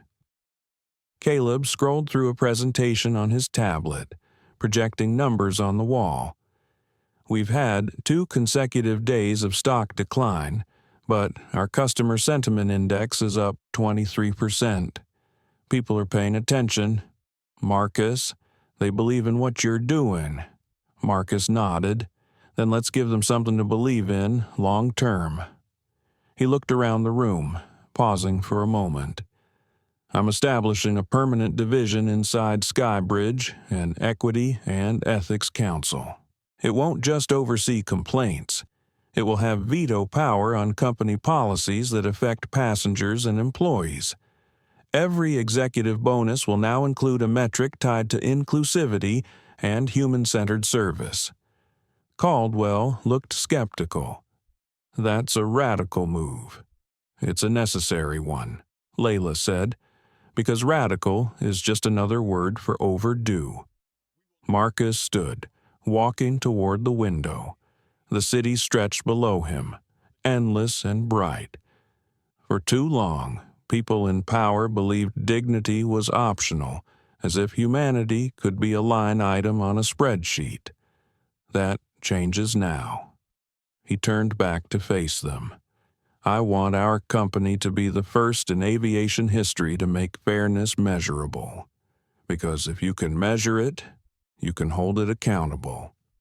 The boardroom fell quiet again, but it wasn't the same kind of silence as before. It wasn't resistance. It was consideration. Even skepticism was beginning to soften into respect. After the meeting, Marcus lingered alone in the office. The sunset bled through the glass, casting long amber streaks across the room. His phone buzzed. It was Nora Alvarez. Marcus, she said, her voice buzzing with energy. You're not going to believe this. A former SkyBridge employee, someone from Langford's old team, just sent me a file. It's explosive. What kind of file? Emails. From Langford to senior staff. He explicitly told them to maintain the premium image of first-class seating by avoiding visual inconsistencies that may discomfort high-tier clientele. Marcus, he wrote those words. There's no interpretation needed. He was silent for a long moment. Forward it to Layla. Already did. But Marcus, this is going to destroy him. Good, Marcus said quietly, but it's not about him anymore.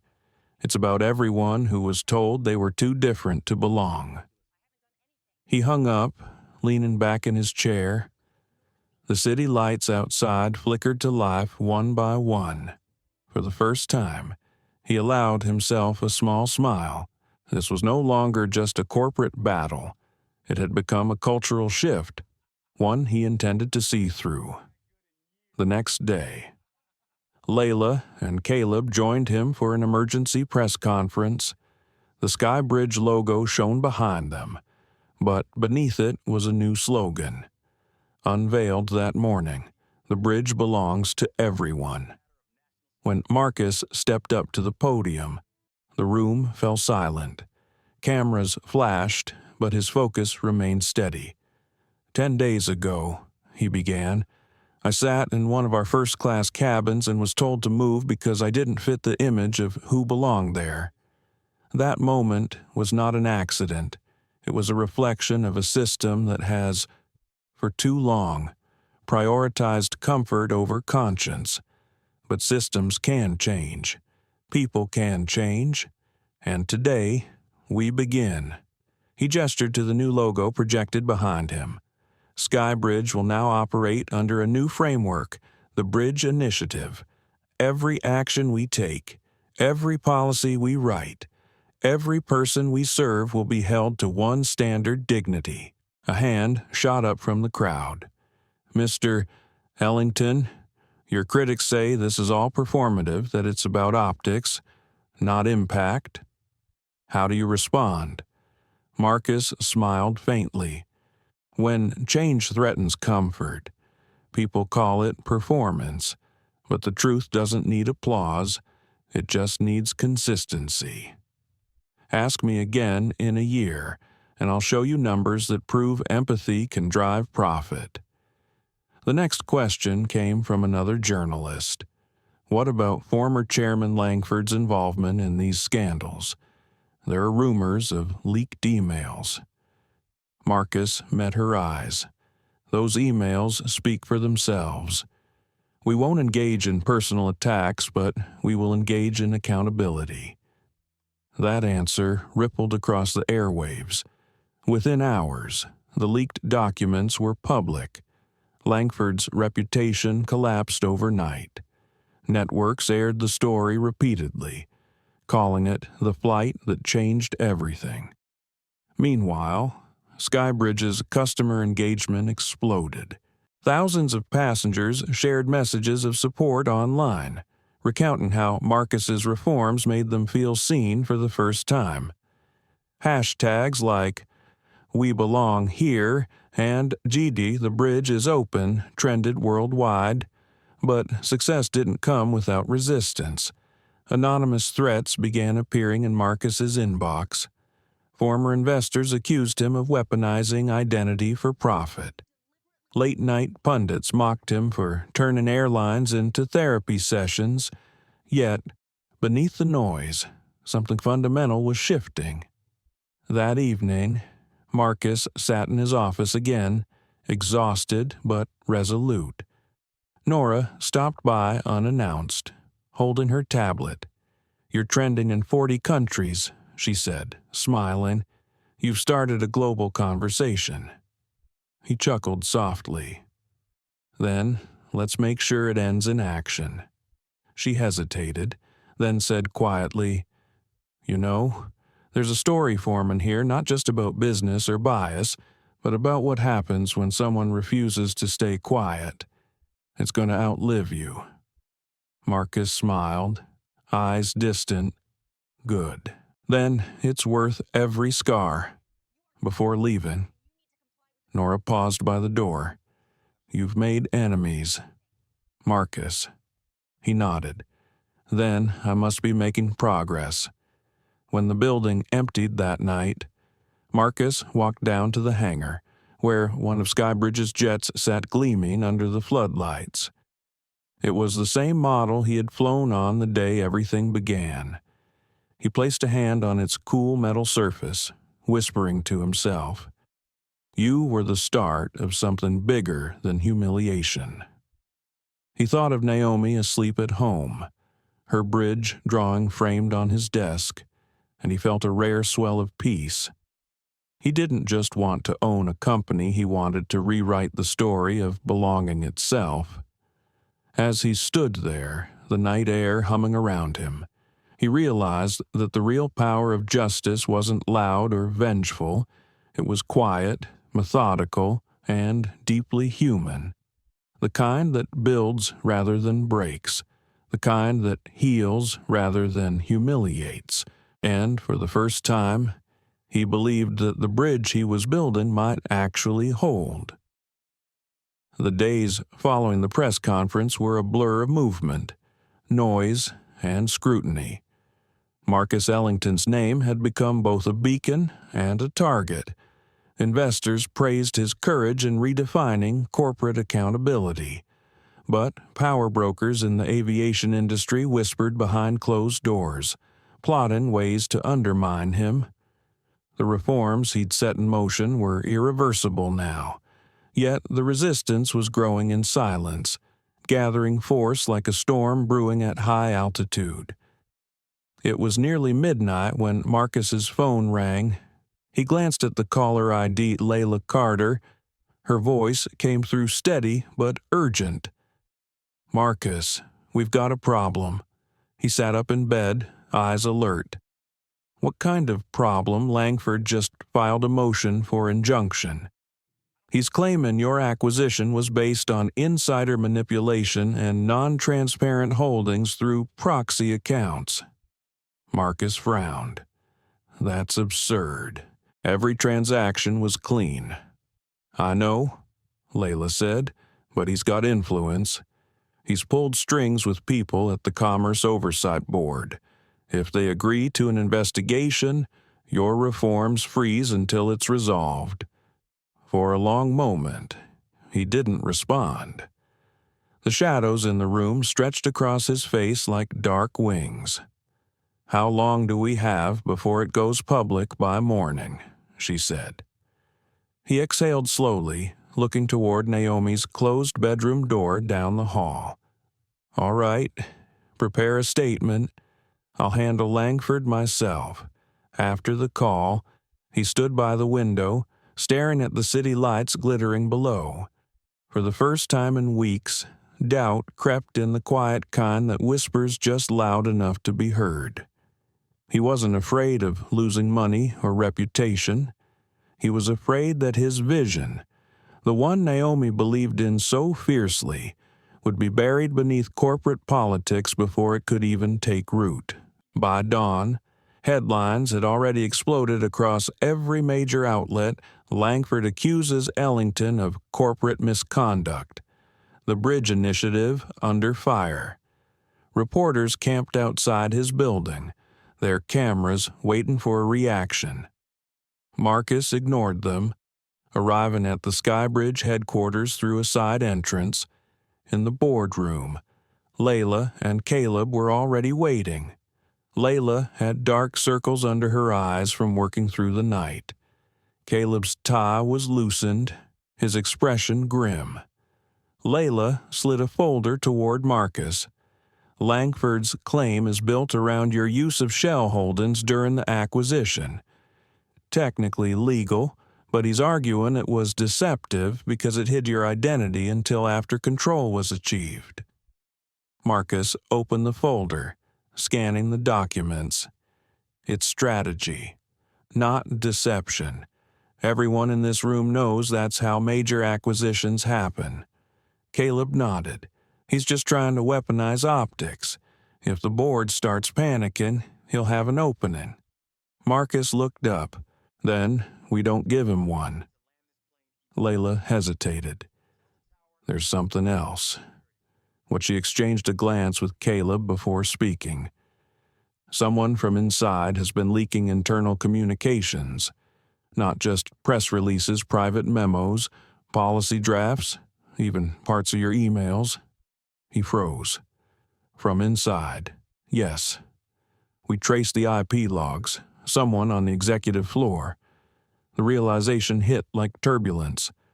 Marcus closed his eyes briefly, trying to calm the pulse rising in his temples. Find out who, he said quietly. While Layla handled the legal side, Caleb managed investor calls, trying to stabilize confidence. The hours blurred into one another.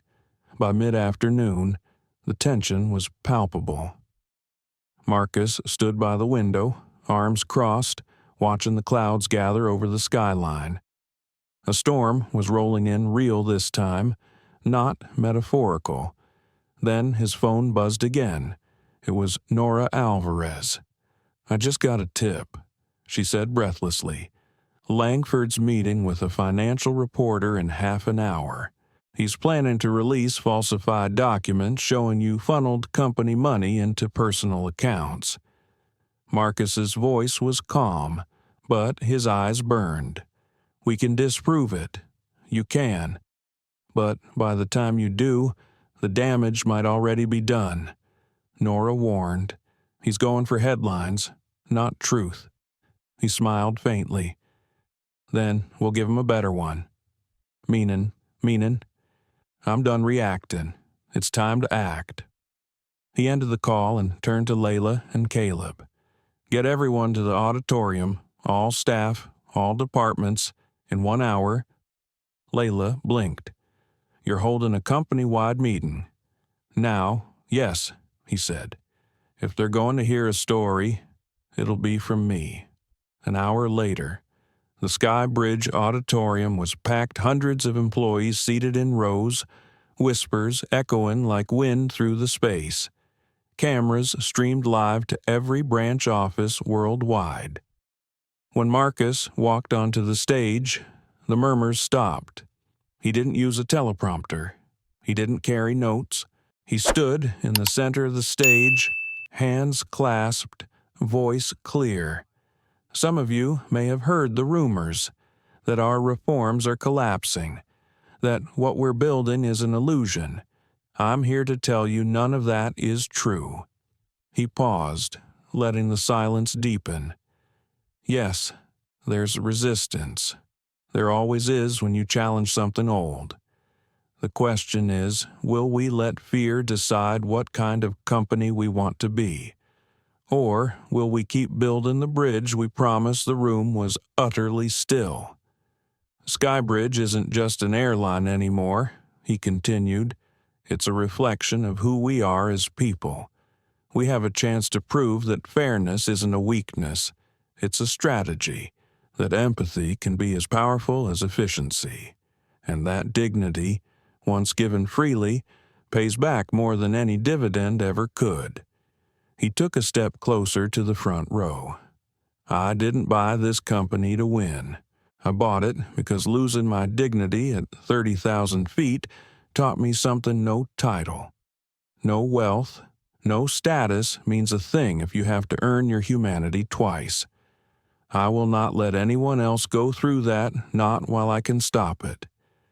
For a heartbeat, the crowd remained silent. Then, slowly, applause began, soft at first, then rising until it filled the room like a wave. People stood, clapping, some with tears in their eyes. Even those who had doubted him felt something shift. Backstage, Layla exhaled. That was something else. Caleb grinned. You just turned a scandal into a rally, but Marcus wasn't celebrating. His mind was already elsewhere. We still have a leak, he said quietly. Late that evening, while the city thundered under sheets of rain, Marcus sat alone in his office, reviewing network logs. Then he saw a pattern hidden in the data. The source of the leaks wasn't an external hacker. It was someone with internal clearance, Susan Caldwell. He stared at the screen, disbelief mixing with disappointment. She'd been cautious, even skeptical, but he had thought she was beginning to believe in the mission. Why betray it now?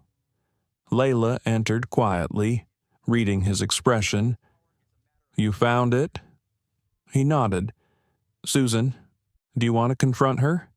He didn't answer for a moment. No, not yet. Tomorrow, we'll give her the chance to explain herself. As Layla left, Marcus leaned back, staring at Naomi's framed drawing again. The open bridge she'd sketched now seemed symbolic of everything he was fighting for and everything that could fall apart if trust broke from within. Thunder rumbled outside, low and steady, like the heartbeat of a waiting storm. Marcus whispered to himself, every bridge faces wind before it stands. He knew tomorrow would bring the hardest choice yet, not about money or control, but about forgiveness. Morning sunlight streamed through the glass walls of the SkyBridge headquarters, casting long lines of gold across the polished floor. The storm that had raged for days both outside and inside the company was finally settling, but the air still carried the echo of tension. Marcus Ellington sat at the head of the conference table, his expression calm yet unreadable. Across from him sat Susan Caldwell, the board member revealed as the internal leak. Layla Carter and Caleb Owen stood nearby, silent witnesses to what everyone knew would be a turning point. Susan's eyes were weary, her hands trembling slightly as she folded them in her lap. Marcus, I didn't do it to hurt you, she began quietly. I thought, if Langford exposed you first, the company would crumble. I leaked selective information to control the narrative. I thought I was protecting SkyBridge. Marcus didn't interrupt. He let her words hang in the air. Then he said softly, "And who protects the truth?" "Susan." Her gaze dropped to the table. "I made a mistake." He studied her for a long moment. "No," he said finally, "you made a choice, one born of fear, not malice, but the consequence is the same. You broke trust. The question now is what you'll do to rebuild it." Layla glanced at Marcus, surprised. "You're not removing her from the board." "Not yet," he said. "If we rebuild this company on punishment alone, we'll only repeat the cycle that broke it." He turned back to Susan. "You'll stay, but from today on, you work directly under Layla. Every document, every decision goes through her first. You'll help design the new ethics system you once undermined. That's your redemption path if you choose to take it." Susan nodded slowly, tears brimming. "I'll earn it."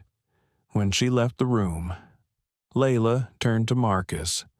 "That was generous." He smiled faintly. "It wasn't generosity. It was strategy. Real reform doesn't just fire people, it transforms them." Caleb exhaled. "You've changed the way this entire company thinks." "Marcus." "Not yet," Marcus said quietly. "But maybe we've started." Hours later, as the day faded into dusk, Marcus drove to the airport hangar. A new SkyBridge jet stood gleaming under the floodlights. Its body bore the rebranded logo, a minimalist open bridge with the tagline underneath. "The bridge belongs to everyone." Employees had gathered nearby for the unveiling.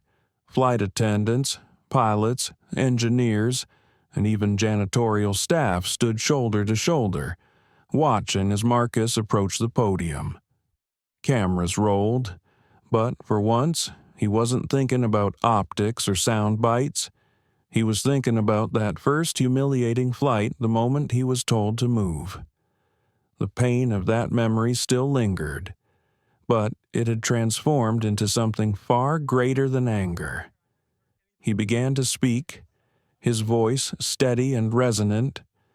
"A bridge," he said, "isn't built to separate people. It's built to connect them, and every connection needs strength. Strength not from steel, but from understanding." He looked across the crowd, meeting the eyes of people from every background, every role. We can't undo the past, but we can decide what we carry forward. Today, we carry dignity. The crowd erupted in applause, and for the first time, Marcus allowed himself to truly feel the weight of what had changed.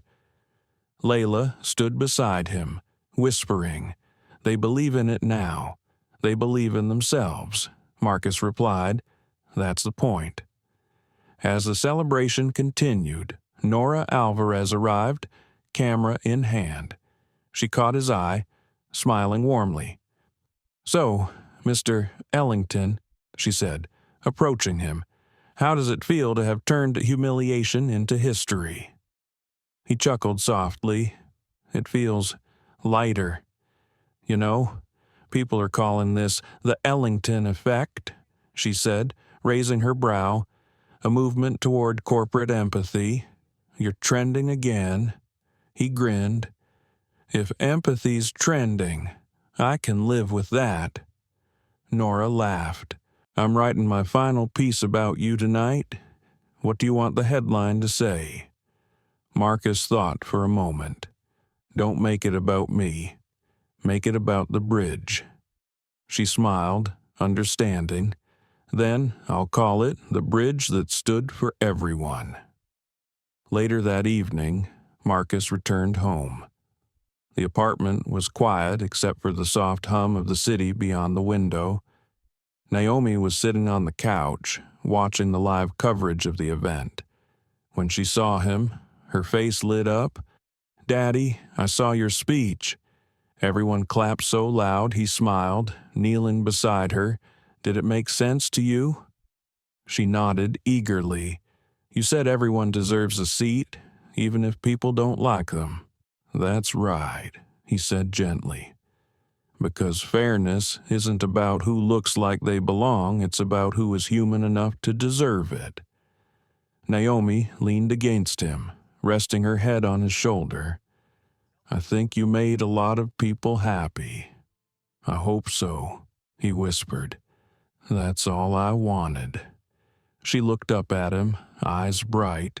Can we go on a plane again? This time with your company. He laughed. Yes, sweetheart. This time, we'll fly together, and no one will ever tell us we don't belong.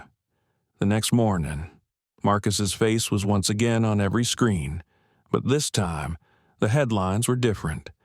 A new era of air travel begins. SkyBridge sets global standard for equality, from humiliation to hope. The bridge that changed aviation. Airlines across the country began adopting similar reforms. The Department of Transportation issued new fairness guidelines modeled after Marcus's bridge initiative. What had started as a moment of injustice had become a movement for change. Weeks later, Marcus stood again at the airport, this time with Naomi holding his hand. They were boarding the inaugural flight of SkyBridge under its new charter. As they stepped into the cabin, the flight attendant smiled warmly. Welcome aboard, Mr. Ellington. Ms. Ellington, your seats are ready. They walked to 1A and 1B front row, the same spot where everything began.